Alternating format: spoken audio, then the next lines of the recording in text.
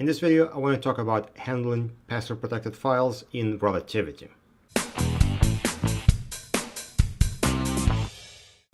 This video is sort of a follow-up to a previous video I did talking about processing errors in general.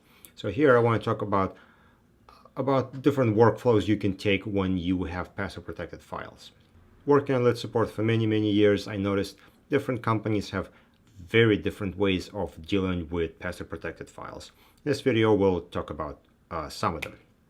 So how do you know you have a password-protected files? Well, you get an error message saying so. It'll say like error occurred when attempting to open a PDF file. Document may be password protected. Well, you know you have a password protected PDF file. So what do you do from here? Well, you can let processing finish and stop your process there, and then make a list of your files that potentially are password protected or that are password protected that are being reported by Relativity, and send them to a client and say, hey, we need passwords. Right? And then the client may come back to you and say, okay, here's a list of known passwords that users could have been using. So what you do is you put that password list into a password bank, you retry your processing, and then you will probably have more files that still haven't opened. And you can send that to a client, and the client may ask whoever the custodian is to provide a password, and you add it to the password bank, and you just keep doing it until you get as many passwords as you possibly can. And at that point, you done, and you just publish your data as normal. So that's one workflow. The downside of it is you do have to wait until all the passwords make it into a password bank before you can release at least any amount of data to your review team. So that's not a great way of doing it, in my opinion, but then some people do it this way. Another way I've seen people do is they just publish all data, regardless whether it has passwords or not, and then they go to the password exception list, and then they look at emails that password protected files were attached to, and they look for passwords in the body of an email. It seemed a little weird to me, but that's kind of what some companies do. And they just have people sitting there reading emails, and email may say, hey, I'm sending you this file as an attachment. It's password protected. Password is so-and-so. And so what they do is they just copy and paste that password out, and they put it in the password bank. And then once you finish going through all of them, you retry your publishing, you retry your processing again, and hoping that all the passwords work and you get all the files processed properly.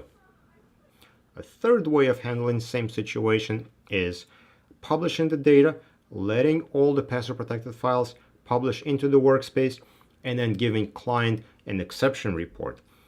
You can give them an Excel export of the files with passwords. You can give them a saved search, any kind of report that will tell client which files have passwords on them. And then you let clients do their review and take their time and gathering passwords. And if they do come back with a list of passwords, you can put them into a password bank then and retry processing, retry publishing. And then once you do that, you have to do your post-publishing QC checks if you have any. And then password protected files become available to end user.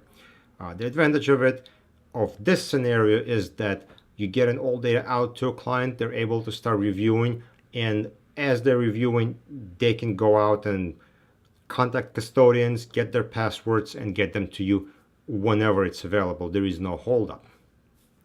The last thing I want to mention about password protected files is zip exceptions. The way Relativity handles them is zip files do not get published. If there is a zip file that's password protected, it will stay in the processing area waiting for password to be supplied to it in order to crack it open. While theoretically that approach may be okay because you're saying, well, we can't process a zip file, so let's just put it in the staging area and leave it there until password is available. Well, sometimes that password is never available.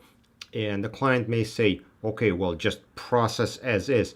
We got a password protected zip, just put it in the production and let it flow through the process. Now, I don't know if that's okay from a legal standpoint or not, but that's a situation that may happen. And in that case, Relativity is not really doing a great job at handling this. There are better ways of doing it, and I would prefer that Relativity would allow you to actually publish that zip file, and when the user actually clicks on the file, it prompts them for a password, and at that point they can put the password in and get inside. Again, this is more of a matter of opinion and how different people want to handle differently. That's how Relativity does it. That's what it is. And that's my take on password protected files and Relativity. I hope you got some useful information from this video. If you did, please let me know in the comment section below. Don't forget to check out my website #legal.com, which has lots of valuable tools I create for Relativity as well as law. Feel free to share this video with your coworkers if you feel they can benefit from information provided. Subscribe to stay up to date with videos as they're being released. Click bell to be notified as soon as videos come out, and don't be afraid to suggest ideas for other videos in the comment section below. Thank you for watching.